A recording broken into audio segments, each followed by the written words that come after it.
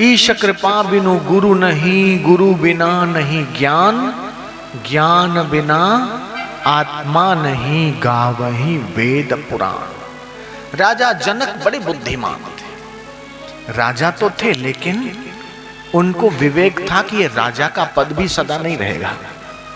शरीर तो मिला है लेकिन ये शरीर भी एक दिन छोड़ना पड़ेगा। ये परिवार को या तो मैं छोड़ूंगा या तो परिवार मुझे छोड़ेगा। ये पद या तो मुझे छोड़ना पड़ेगा, कोई दूसरा राजा आक्रमण करेगा और ये राजा का पद मेरे से छीन लेगा, या तो एक दिन ऐसा आएगा जो प्राण पखेरु उड़ जाएंगे और मैं ही इस राज्य से अलविदा हो जाऊंगा।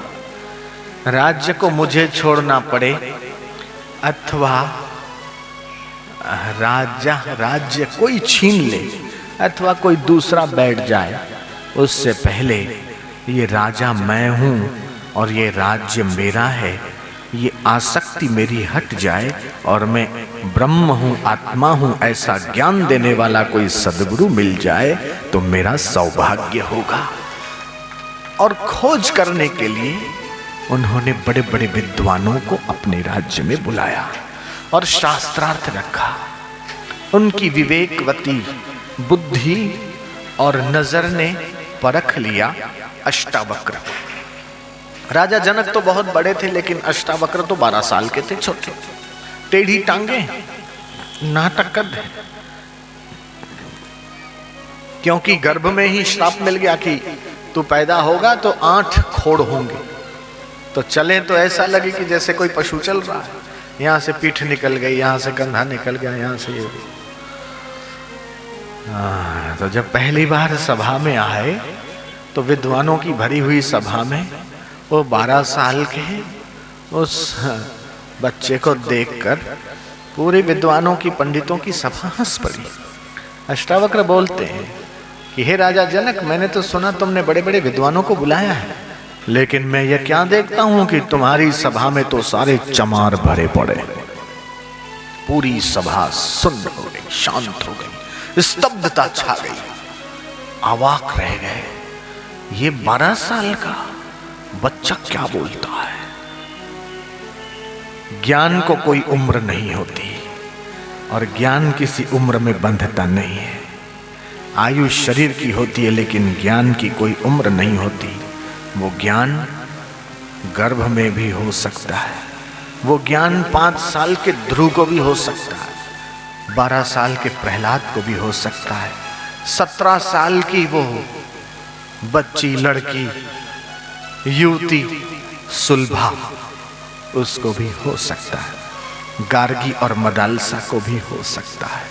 इसमें न स्त्री का, न पुरुष का, न बच्चे का, न बूढ़े का, ये कोई भेद नहीं है। जिसके भीतर जिज्ञासा हो, जिसके पुण्यों का परिपाक हुआ हो और जिसकी बुद्धि में उस ब्रह्म ज्ञान की ललक हो, उसके भीतर ये ब्रह्म ज्ञान प्रकट हो जाता है और छलकता है।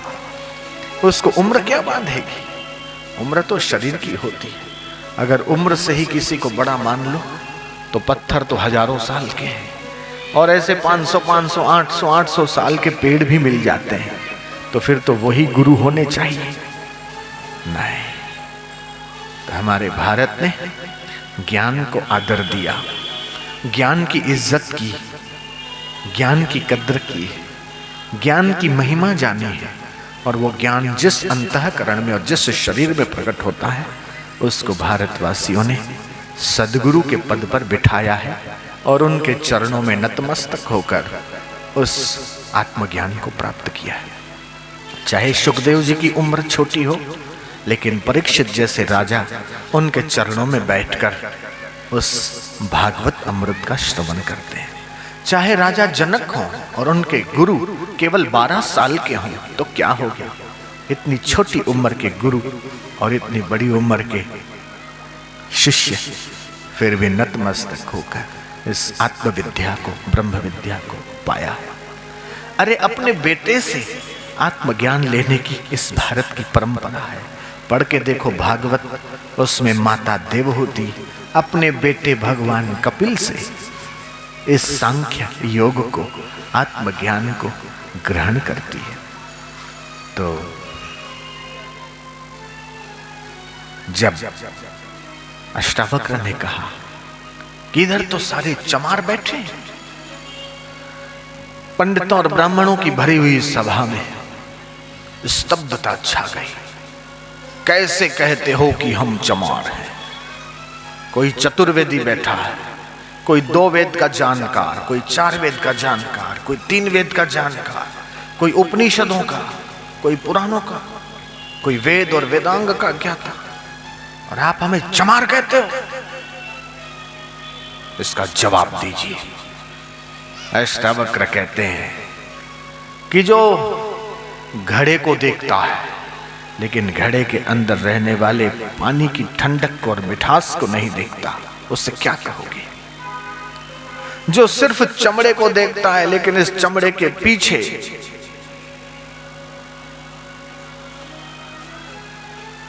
जो आत्मज्ञान को नहीं देखता, उससे क्या कहोगे? चमार तो सिर्फ चमड़े को देखता है कि चमड़ा कैसा है और कितने में बिकेगा। ठीक उसी प्रकार आप मेरे भीतर के आत्मज्ञान को नहीं देखते और मेरी केवल बाहर की आकृति को देखते हो, तो आपको मैं इससे बड़ा और इसके अलावा और क्या संबोधन करूं? आप ही बताइए। जब अपनी ओजस्वी वाणी में अष्टावक्र ने अपने भीतर का वो आत्मज्ञान सुनाया, राजा जनक स्थित प्रज्ञ हुए। साष्टांग दंडवत प्रणाम किया राजा जनक ने। बोले, हे गुरुवर, आपको ही मैं ढूंढ रहा था। इतने वर्षों से मैं आपकी ही खोज कर रहा था। धन्य धन्य मैं, धन्य पुनी, मैं आज कृतार्थ हुआ। मैं आज धन्य हुआ जो मुझे आप जैसे श्रोत्रिय ब्रह्मविशिष्ट सद्गुरु मिल गए, जो मेरे 84 के चक्कर को काट सकते हैं, जो मेरी 21 पीढ़ियों का कल्याण कर सकते हैं, जो मुझे इसी जन्म में अजर अमर आत्मा का अनुभव करा सकते हैं। ऐसे सद्गुरु को पाकर आज मैं धन्य हो गया। गुरुदेव,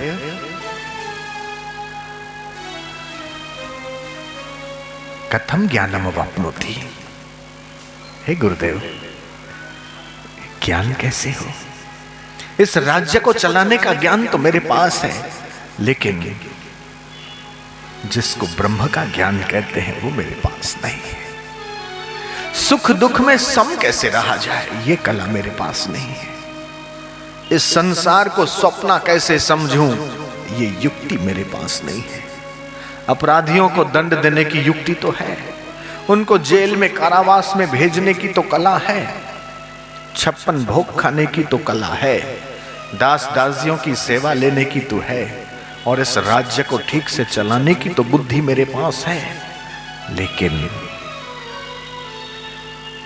इस पंच भौतिक शरीर से संबंध विच्छेद करने की कला मेरे पास नहीं है।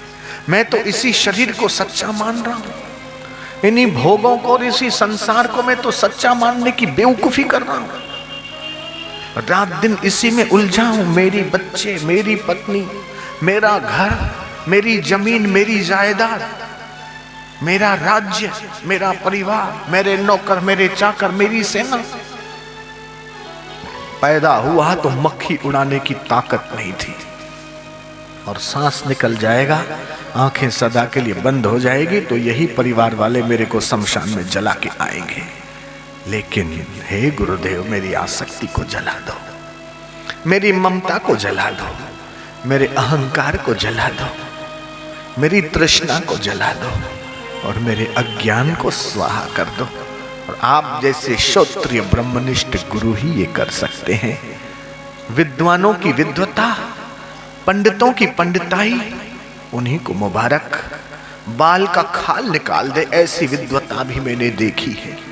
और इस सभा में जो बड़े बड़े विद्वान और पंडित भरे पड़े हैं, उनकी विद्वता से मैं परिचित हूं। वो किताब के कीड़े हैं, शास्त्र को उन्होंने रटा है, लेकिन शास्त्र की अनुभूति नहीं है। ज्ञान की अनुभूति होना और ज्ञान को रट लेना, दोनों में बहुत फर्क है। पंडितों ने यही प्रश्न कबीर से किया था। संत कबीर से पूछा कि आपके पास इतने सारे लोग आते हैं, हमारे पास क्यों नहीं आते? हमने भी तो शास्त्र पढ़े हैं, वेद पढ़े हैं, किताबें पढ़ी है, हमने भी तो बहुत कुछ रटा है, लेकिन हमारे पास कोई नहीं आता, आपके पास इतने सारे लोग क्यों आते हैं?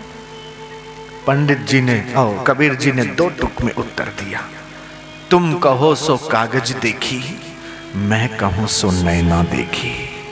तुम जो कागज में लिखा है वो देखकर बोलते हो, और जो मैं बोलता हूं, जो मैंने अनुभव किया है, जो नजरों से उस परमात्मा को देखा है, मैं वो देख कहता हूं।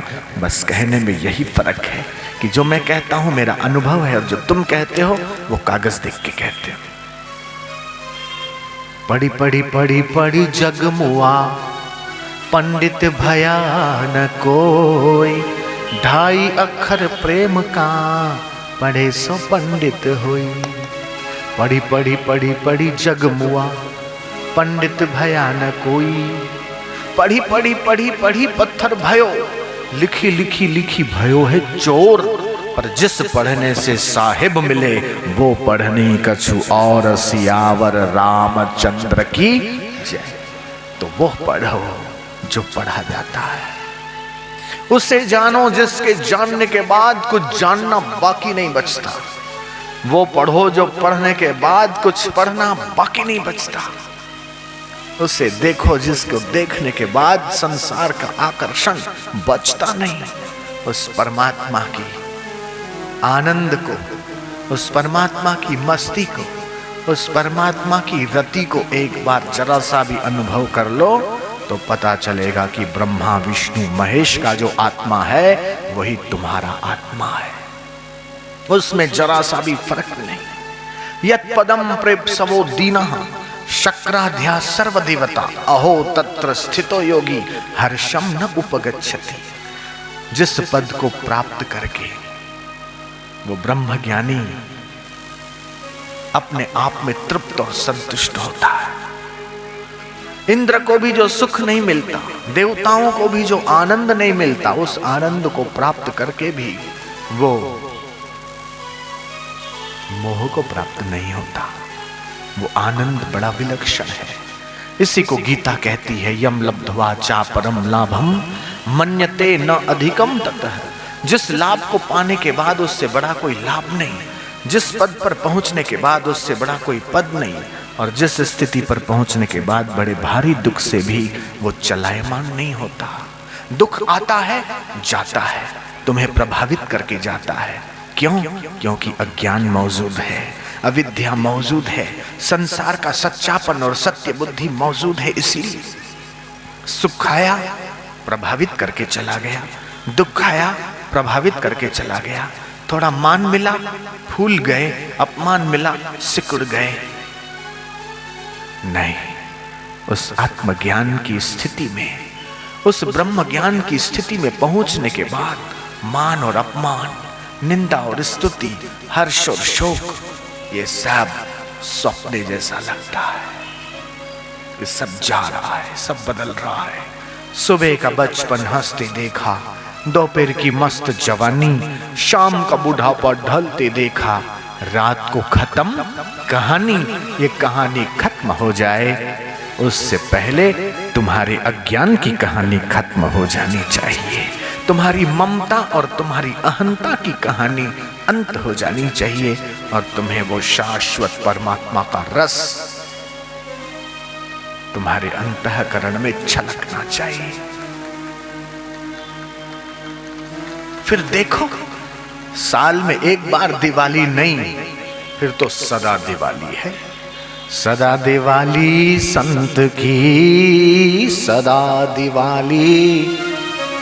आठों पहर आनंद, आठों पहर आनंद। अकल मता कोई उपजा, अकल मता कोई उपजा। गिने इंद्र को रंक, गिने इंद्र को रंक। फिर तो इंद्र का पद भी छोटा लगता है। तो वो राजा जनक कितने बुद्धिमान रहे होंगे। राजा का पद होने के बावजूद भी वो उसमें फंसे नहीं। आपके हमारे पास तो क्या है? एक आध दो चार घर हैं और क्या है, दो चार गाड़ी होगी और क्या होगा, दो चार प्लाट प्लूट होंगे और क्या होगा। फिर भी हम अभिमान में घूमे फिरते कि मेरे पास इतने लाख, इतने करोड़ हैं, इतना बैंक बैलेंस है, इतनी एफडी है, इतने बॉन्ड हैं, इतना ये है, सौ इन सौ है। हमारे और आपके पास जितना है उससे बहुत कुछ ज्यादा राजा जनक के पास रहा होगा। सोने का सिंहासन है, सोने का मुकुट है, रत्न जड़ित, दास दासियां नौकर चाकर खड़े पग हाजिर है, इतना मान सम्मान और ऐश्वर्य है। लेकिन फिर भी राजा जनक के पास ये विवेक है कि ये सदा नहीं रहेगा, मिला है ना तो जाएगा, या तो कोई और इसके ऊपर बैठेगा या फिर मेरे को छोड़ना पड़ेगा, क्योंकि मेरे से पहले कोई और था, उससे पहले कोई और था, उसके पहले और रहेगा, मेरे बाद कोई और होगा, उसके बाद कोई और होगा। ये काल सबके साथ समान व्यवहार करता है, ये काल का डंडा सबको एक जैसा लगता है, चाहे जोगी हो कि भोगी हो, विरक्त हो कि गृहस्थ हो, माई हो कि भाई हो, मूर्ख हो कि विद्वान हो, लेकिन ये काल के गाल में सभी जीव जा रहे हैं। ये काल के गाल में मेरा शरीर चला जाए उससे पहले इस मानव शरीर का सच्चा उपयोग यही है कि इस मरण धर्मा शरीर में अजर अमर परमात्मा का अनुभव कर लिया जाए। और वो लग गए और सफल हो गए। राजा जनक लग गए तो आप भी लग सकते हो। राजा जनक ने पा लिया तो आप भी पा सकते हो। सुलभा 17 साल की पाली तो तुम भी पा सकते हो। गार्गी और मदालसा ने उस तत्व की अनुभूति कर ली तो आप भी कर सकते हो। लेकिन हमारे समाज में ऐसी मान्यता घर कर गई है कि अजी भगवान को पाना तो हमारे लिए मुश्किल है, अजी अपने बस की बात नहीं है, अजी जंगल में जाना पड़ेगा, अजी आश्रम में जाना पड़ेगा, अजी कितने अनुष्ठान करने पड़ेंगे, अजी ये सब करना पड़ेगा तभी होगा। नहीं, जहां हो आप वहीं से साधन कर सकते हो। अपनी मान्यता से तुम संसार में फंसे हो, मान्यता को बदल लो, इस अज्ञान को स्वाहा कर लो और तद्विद्धि परिपातेन परिप्रश्नेन सेवया, तद्विद्धि प्रणिपातेन, भगवान की बात मान लो कि उस तत्व ज्ञान को तत्वदर्शी ज्ञानी महापुरुषों के पास जब मौका मिले, जब अवसर मिले सत्संग का, जब सत्संग श्रवण करने का अवसर मिले, ध्यान योग शिविर अटेंड करने का अवसर मिले, 2 दिन 3 दिन तत्परता से, सारे काम बाद में, लेकिन सबसे जरूरी काम ये है, इसको पाने के लिए जीवन में से समय निकालो और सुन के उसका मनन करो, फिर नित्य ध्यासन करो। इस सत्संग की सीडी ले जाएं अपनी गाड़ी में, अपने घर में, सुबह शाम उसको सुनते रहें बार बार, क्योंकि संसार का संग और संसार की चर्चा तो बार बार होती है, लेकिन ये महापुरुषों का संग तो मुश्किल से मिलता है। तो आज आधुनिक जमाना है, विज्ञान का जमाना है, इस वैज्ञानिक जमाने का उपयोग करो। महापुरुषों का संग लेने का माध्यम है उनकी पुस्तकें, उनके द्वारा निःसृत उनकी वाणी की MP3 CD बार बार सुनो, सुनकर फिर शांत हो जाओ, फिर सुनो, फिर शांत हो जाओ, फिर सुनो, फिर शांत हो जाओ और फिर उसका चिंतन मनन करो। आपके रग रग में और रोम रोम में वो आत्मज्ञान भर जाए और फिर संसार का व्यवहार करो, लेना देना खाना पीना तो ऊपर ऊपर से, अंदर से समझो कि ये सब खेल है, खिलवाड़ है। अपने घर की दीवार पे लिख लो, आखिर कब तक, यह भी गुजर जाएगा। हाँ, सुख आया जाएगा, दुख आया जाएगा, निंदा हुई जाएगा, किसी ने कुछ कहा यह भी जाएगा, आखिर कब तक। अरे पिछले साल से तो इस साल बड़ा अच्छा मुनाफा हो गया, आखिर कब तक, यह भी गुजर जाएगा। बस वो बाधित हो जाएगा। मन में समझदारी रहेगी कि ठीक है, लक्ष्मी कभी बढ़ती है कभी घटती है, आती है जाती है, लेकिन मैं आता जाता नहीं, मैं तो इनको देखने वाला दृष्टा हूं, साक्षी हूं। तो ये जब आपको बोध हो जाएगा तो आप हर हाल में खुश रहोगे, मस्त रहोगे। हर हाल खुशी, हर वक्त खुशी, और उस ब्रह्म मस्ती के, आत्म मस्ती के आनंद में गुरु प्रसाद से आप टिक जाओगे, फिर तो सदा दिवाली। तो जे गुरु चरण रेणु सिर धरहि, तेजनु सकल विभव बस करहि। बंदऊ गुरु पद पदुम परागा, ऐसे गुरु के चरणों में हम प्रणाम करते हैं। सुरुचि सुवास सरस अनुरागा, श्री गुरु पद नख मणि मन ज्योति, सुमिरत दिव्य दृष्टि ही होती। जो गुरु के चरणार बिंदों का ध्यान करता है, गुरु के चरणों का सुमिरन करता है, तो उसके चित्त में गुरु का ज्ञान प्रकाशित होता है और उसको दिव्य दृष्टि की प्राप्ति होती है। दिव्य दृष्टि के प्रताप से वो संसार की असलियत को देखता है। जैसे कि समुद्र किनारे घूमने जाते हैं और सीपें पड़ी होती है, जिसको सीप में चांदी का भरम हो जाता है, तो वो भरम दिखने भर को है कि चांदी है, लेकिन हकीकत में सीप है। और उसकी बूंदों में मोती दिखाई देते हैं, लेकिन मोती नहीं है। ऐसे ये संसार सुख रूप दिखाई दे रहा है, हकीकत में दुख रूप है। ऐसा बोध हो जाने के बाद वो संसार में फंसता नहीं, चिपकता नहीं, वो हर वस्तु का उपयोग करता है, लेकिन इस संसार के दलदल में फंसने से वो बच जाता है। हरि ओ